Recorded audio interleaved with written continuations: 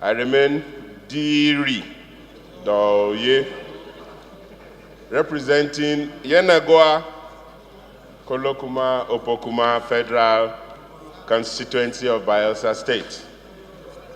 Mr. Speaker, I come under Order 8, Rule 4, to take this very urgent matter on the processes and financial proceeds of licensing rounds of Nigeria's marginal oil fields.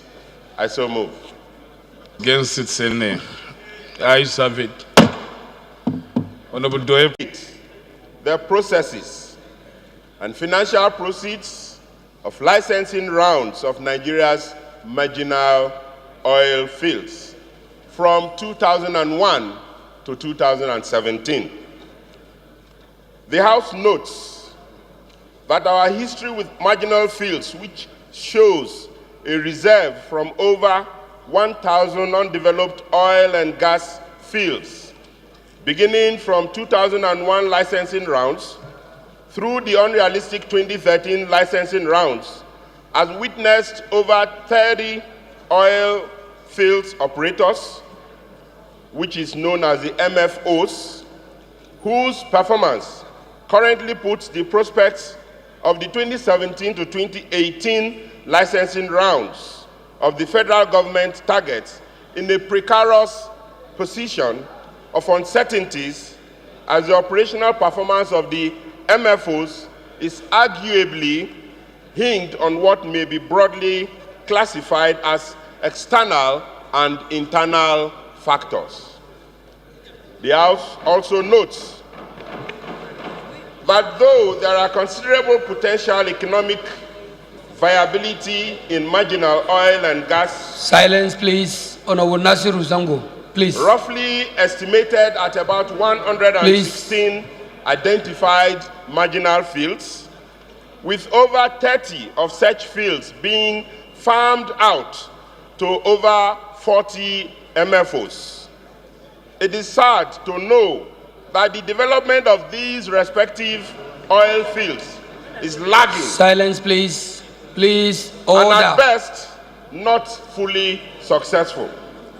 Despite policy initiatives by the federal government, as most of these marginal oil fields are battling with issues of funding, social, political, environmental, and even technical.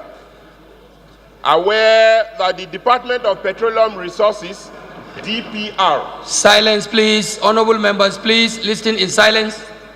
Had in 2014 stated that marginal oil fields licenses awarded to indigenous companies in 2003, which are yet to be developed by their owners, would be revoked in March 2015.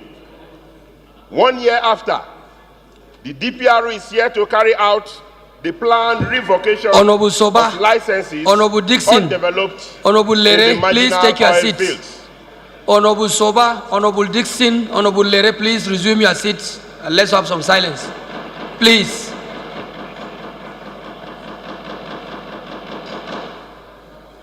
Concerned that more than a decade after the award of the first marginal oil fields, the lease, the combined production volume of the MFOs are yet to make any significant impact in the Nigerian oil and gas industry, and currently accounting for less than 4% of the country's crude oil output, according to the NNPC, Nigerian National Petroleum Corporation.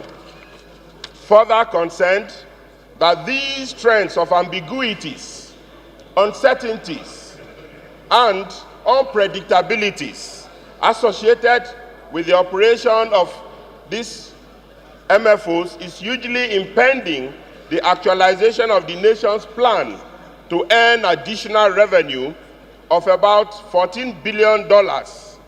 That's put at about 4.314 trillion naira from 300 million barrels of crude oil and gas. Worried that many major international oil companies, IOCs, have either abandoned or divested from the marginal oil fields which prompted the Nigerian Petroleum Development Company, NPDC, to retain oil fields divested from major IOCs in the past, with little or no impact on oil production. The NPDC, with no capacity to cope with the operations of these oil fields, as such, gone into strategic alliance agreements with various investors, which has not been too transparent. Further worried that this precarious situation has resulted in the huge revenue losses to the Federation account from the leaseholders, royalties, taxes, and other financial proceeds accruable from the operations of marginal oil fields. Disturbed that the existence of the Nigerian Oil and Gas Local Content Development Act 2010, the Freedom of Information Act 2011, and other extant laws, the marginal dynamics of the licensing and bidding rounds on one hand is not legitimately transparent, and professionalism of the respective MFOs do not meet our national aspirations and targets.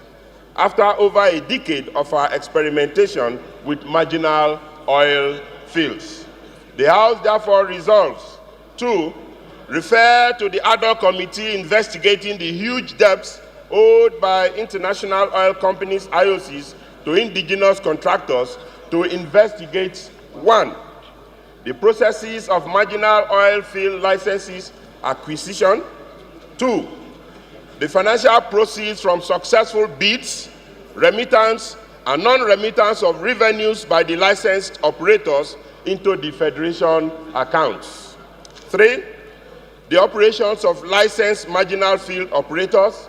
And finally, the strategic alliance agreements between the IOCs, investors, and Nigerian Petroleum Development Company in the operations of the marginal fields. I so move. Second, Honorable Prestige Ossi.